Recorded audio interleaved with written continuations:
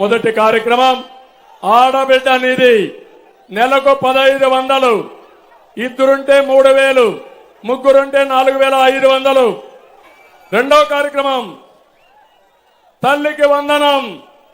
ఎంతమంది పిల్లలుంటే అంతమందికి 1500 ఇస్తాం, 15,000 ఇస్తాం.